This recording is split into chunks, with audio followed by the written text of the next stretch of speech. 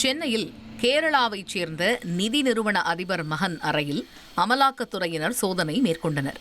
தாம்பரம் அடுத்த சேலையூர் பரத்வாஜ் தெருவில் கடந்த 2 வருடங்களாக தங்கி தனியார் கல்லூரியில் படிப்பவர் ஆஸ்லின். கேரள மாநிலம் கோட்டயத்தை பூர்வீகமாக கொண்ட இவரின் பெற்றோர் நிதி நிறுவனம் நடத்தி வருகின்றனர். அவர்களுக்கு சொந்தமான இடங்களில் அமலாக்கத்துறை சோதனை நடத்தி வரும் நிலையில் அதன் ஒரு பகுதியாக ஆஸ்லின் தங்கியிருக்கும் சேலையூர் பரத்வாஜ் தெருவிலும் சோதனை நடத்தப்பட்டது. அரசு கல்லூரிகளில் பணிபுரியும் கௌரவ விரிவுரையாளர்கள் பணி நிரந்தரம் உள்ளிட்ட கோரிக்கைகளை வலியுறுத்தி 8வது நாளாக வேலைநிறுத்த போராட்டத்தில் ஈடுபட்டனர்.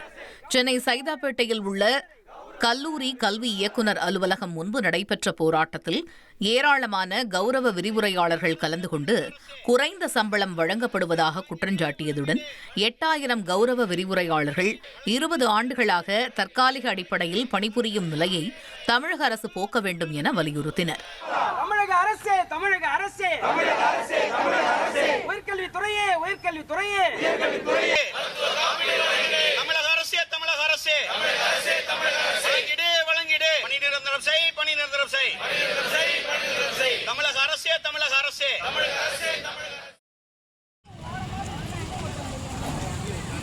திருவண்ணாமலை மாவட்டம் கீழ்பெண்ணாத்தூர் திண்டிவனம் தேசிய நெடுஞ்சாலையில் டயர் வெடித்ததால் கட்டுப்பாட்டை இழந்த அரசு பேருந்து எதிரே வந்த மினி சரக்கு வேனில் மோதியது. இந்த சம்பவத்தில் சரக்கு வேன் டிரைவர் சம்பவ இடத்திலேயே உயிரிழந்த நிலையில் போலீசார் வழக்கு பதிவு செய்து விசாரணை நடத்தி வருகின்றனர்.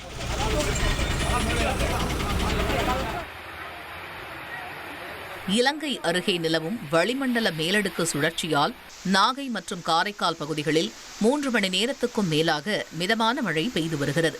அறுவடைக்கு தயாரான நெற்பயிர்கள் பாதிக்கப்படும் என விவசாயிகள் வேதனை தெரிவித்துள்ளனர். இடைவிடாத மழையால் பொதுமக்களின் இயல்பு வாழ்க்கையும் கடுமையாக பாதிக்கப்பட்டுள்ளது. கோவை ரத்னபுரி ரூட்ஸ் மேம்பாலம் அருகே வாகன சோதனையில் ஈடுபட்ட போலீசார் 5.5 கிலோ கஞ்சாவை பறிமுதல் செய்தனர். பைக்கில் கடத்தி வந்த ஸ்விட்சன் பெர்னாட், பரணி சவுந்தர் மற்றும் ஜோஷ்வா தவப்பிரியன் ஆகியோரை போலீசார் கைது செய்தபோது பாலத்தில் குதிக்க முயன்றபோது அவர்களுக்கு எலும்பு முறிவு ஏற்பட்டது. மருத்துவமனையில் அவர்கள் அனுமதிக்கப்பட்ட நிலையில் விசாரணை நடைபெற்று வருகிறது.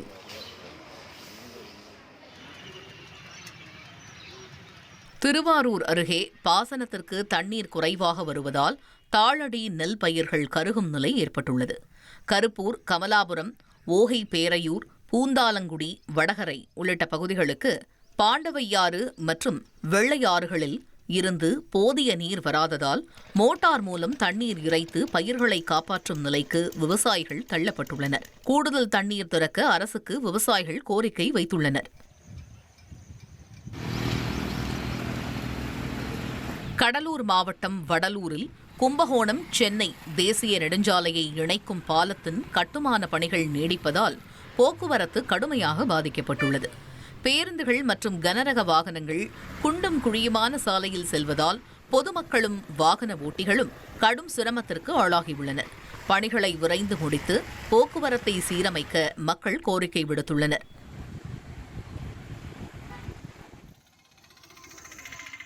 திருக்கோவிலூர் சந்தைப்பேட்டை பகுதியில் ஒரே இரவில் 6 இடங்களில் நடந்த கொள்ளை சம்பவத்தால் பொதுமக்கள் பீதியடைந்துள்ளனர். சங்கராபுரம் சாலையில் உள்ள பால்கடை, கங்கையம்மன் ஆலயம், சக்தி விநாயகர் ஆலயம், நல்ல தண்ணீர் குளம் தர்கா, பேக்கரி உள்ளிட்ட இடங்களில் திருட்டு நடந்ததாக கூறப்படுகிறது. போலீசார் வழக்கு பதிவு செய்து விசாரணை நடத்தி வருகின்றனர். சேலத்தில் வீட்டில் எரிந்த நிலையில் முதியவர் சடலமாக மீட்கப்பட்டது அதிர்ச்சியை ஏற்படுத்தியது. சேலம் பொன்னம்மாப்பேட்டை துல்லை நகர் பகுதியைச் சேர்ந்த 80 வயது மதிக்கத்தக்க ராமசாமி என்பவர் வீட்டில் தனியாக வசித்து வந்த நிலையில் டேப் கட்டிலில் பாதி எரிந்த நிலையில் சடலமாக கிடந்தார். வீடு வெளியே பூட்டப்பட்டிருந்த நிலையில் அவரை யாராவது கொலை செய்து உடலை எரியூட்டினரா என்ற கோணத்தில் போலீசார் விசாரணை மேற்கொண்டு வருகின்றனர்.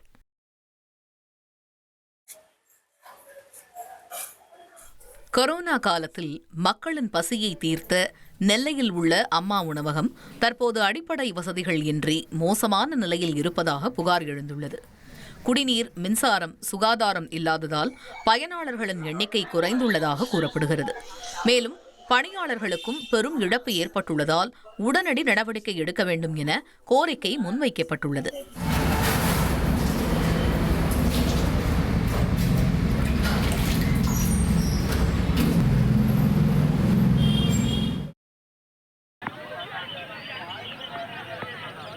மதுரையில் தனியார் நிறுவனம் ஏற்பாடு செய்த வான்வழி பயணத்தின் சோதனை ஓட்டமாக 7 ஊழியர்களுடன் பிரம்மாண்ட பலூன் வானில் பறந்து சென்றது.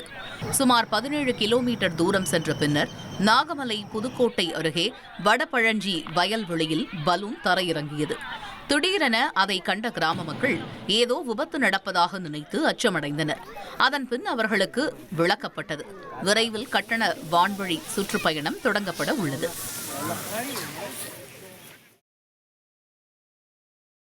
தென்காசி புதிய பேருந்து நிலையம் முன்பு 5 அம்ச கோரிக்கைகளை வலியுறுத்தி சத்துணவு மற்றும் அங்கன்வாடி ஊழியர்கள் சாலை மறியலில் ஈடுபட்டனர். காலமுறை ஊதியம், காலி பணியிடங்கள் நிரப்பு, ஓய்வூதிய நலன் உள்ளிட்ட கோரிக்கைகள் முன்வைக்கப்பட்ட நிலையில் மறியல் காரணமாக கடுமையான போக்குவரத்து நெரிசல் ஏற்பட்டது. தகவல் அறிந்து வந்த போலீசார் போராட்டத்தில் ஈடுபட்டவர்களை கைது செய்தனர்.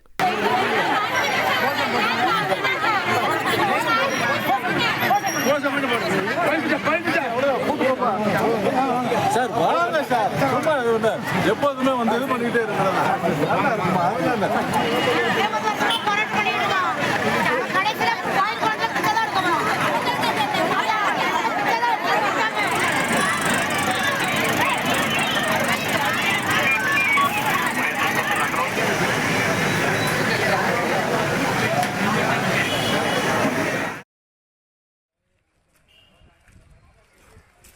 புதுச்சேரி கடற்கரை சாலை மெரைன் வீதியில் உள்ள பிரெஞ்சு துணை தூதரகத்திற்கு இமெயில் மூலம் வந்த வெடிகுண்டு மிரட்டலை தொடர்ந்து போலீசார் வெடிகுண்டு நிபுணர்கள் மற்றும் மோப்பநாய் உதவியுடன் சோதனை நடத்தினர். சோதனை நிறைவுக்கு பின் அது புரளி என தெரிய வந்ததால் அதன் பின் ஊழியர்கள் அனுமதிக்கப்பட்டனர். ராமேஸ்வரம் ராமநாத சுவாமி கோவிலின் 4 ரத வீதிகளில் பக்தர்கள் நடமாட்டத்திற்கு இடையூறாக இருந்த சாலையோர கடைகளை போலீஸ் உதவியுடன் நகராட்சி நிர்வாகம் அகற்றியது. வரவிருக்கும் மாசி திருவிழாவில் சுவாமிகள் வீதி உலா வர வசதியாக இந்த ஆக்கிரமிப்புகள் அகற்றப்பட்டன. குன்னம் அருகே பெருமத்தூர் கிராமத்தில் கிழுமத்தூர் வரை நீட்டிக்கப்பட்ட அரசு பேருந்து தாமதமாக வருவதாக குற்றம் சாட்டி பொதுமக்கள் பேருந்தை முற்றுகையிட்டு போராட்டத்தில் ஈடுபட்டனர். இதனால் மாணவர்கள் மற்றும் வேலைக்கு செல்வோர் நேரத்திற்கு செல்ல முடியாத நிலை ஏற்பட்டதாக தெரிவித்தனர். மங்களமேடு போலீசார் பேச்சுவார்த்தை நடத்திய பிறகு மறியல் கைவிடப்பட்டது.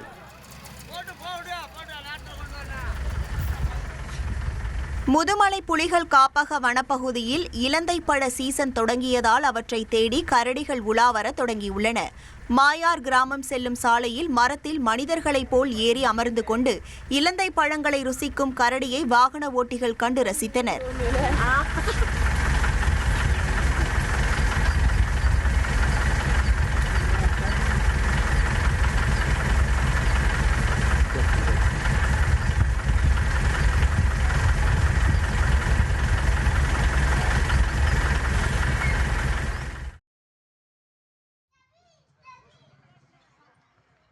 சேலம் மாவட்டம் ஓமலூர் அருகே மோட்டூர் கிராமத்தில் குடியிருப்புகளுக்கு மத்தியில் அமைந்துள்ள கோழிப்பண்ணையை அகற்றக் கோரி பொதுமக்கள் தர்ணா போராட்டத்தில் ஈடுபட்டனர்.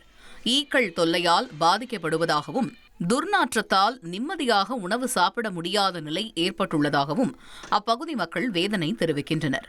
இதுகுறித்து விசாரித்து உரிய நடவடிக்கை எடுக்கப்படும் என்று தாலுகா அலுவலக அதிகாரிகள் உறுதியளித்தனர். கிருஷ்ணகிரி மாவட்டம் ஹொசூர் அருகே சின்ன சப்படி கிராமத்தில் பாரம்பரிய எருதுவிடும் விழா நடைபெற்றது. இதில் ஹொசூர் மற்றும் சுற்றுவட்டார பகுதிகளில் இருந்து நூற்றுக்கணக்கான அலங்கரிக்கப்பட்ட காளைகள் பங்கேற்று வாடிவாசல் வழியாக சீறி பாய்ந்தன.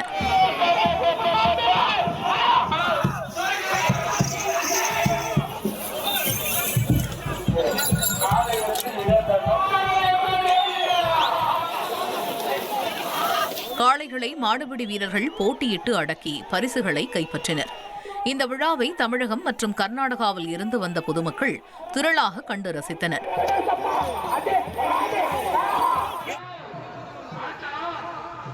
திருப்பத்தூர் மாவட்டம் வாணியம்பாடி அருகே வள்ளிப்பட்டு கிராமத்தில் 56ஆம் ஆண்டு எருதுவிடும் விழா சிறப்பாக நடைபெற்றது. இதில் வேலூர், கிருஷ்ணகிரி மற்றும் ஆந்திராவைச் சேர்ந்த 250க்கும் மேற்பட்ட காளைகள் பங்கேற்றன. மருத்துவ பரிசோதனைகளுக்கு பிறகு காளைகள் அவிழ்த்து விடப்பட்ட நிலையில் வெற்றி பெற்ற காளைகளுக்கு 1,11,111 ரூபாய் வரை பரிசுகள் வழங்கப்பட்டன. விழாவை காண ஆயிரக்கணக்கான பொதுமக்கள் மற்றும் மாடுபிடி வீரர்கள் திரண்டனர்.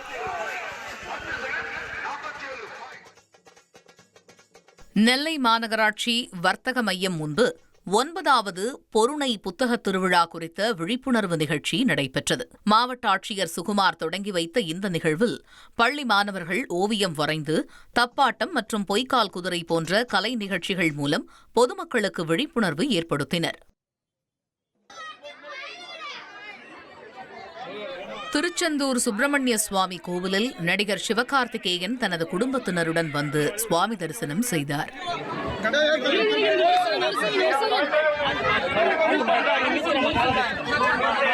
பின்னர் கோவிலில் இருந்து வெளியே வந்த அவருடன் பக்தர்கள் மற்றும் பணியாளர்கள் போட்டி போட்டுக்கொண்டு செல்ஃபி மற்றும் புகைப்படம் எடுத்துக் கொண்டனர்.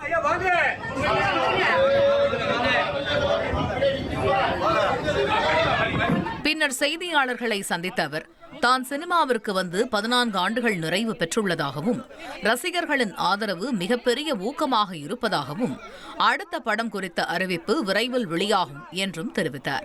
14 ஆண்டுகள் நிறைவுன்றது எல்லாரும் செலிப்ரேட் பண்றாங்க. பட் ஒவ்வொரு வருஷம் கூடும் பொழுதும் பொறுப்பு தான் அதிகமாயிட்டு இருக்கு. இன்னும் நல்லா பண்ணணும்னு தோணிட்டே இருக்கு. எல்லார் அன்புக்கும் ரொம்ப ரொம்ப நன்றி. இந்த 14 ஆண்டு சினிமா வாழ்க்கை எப்படி பார்த்தீங்க? நிறைய கொடுத்துருக்கு. இதில் நிறைய கஷ்டங்கள், போராட்டங்கள் இருக்கும். பட் அதை தாண்டி மக்கள் கொடுத்த அன்பு மட்டும்தான், நான் அதை மட்டும் தான் பார்க்கணும்னு நினைக்கிறேன். அதுக்காக இன்னும் உழைக்கணும்னு தோணிக்கிட்டே இருக்கு. அடுத்து ஒரு படம் இப்போ எல்லாமே லாக் பண்ணிட்டோம். கண்டென்ட் டைரக்டர் எல்லாமே, ப்ரொடியூசர் எல்லாமே. சீக்கிரத்தில் அதுக்கான அறிவிப்பு வருவேன்.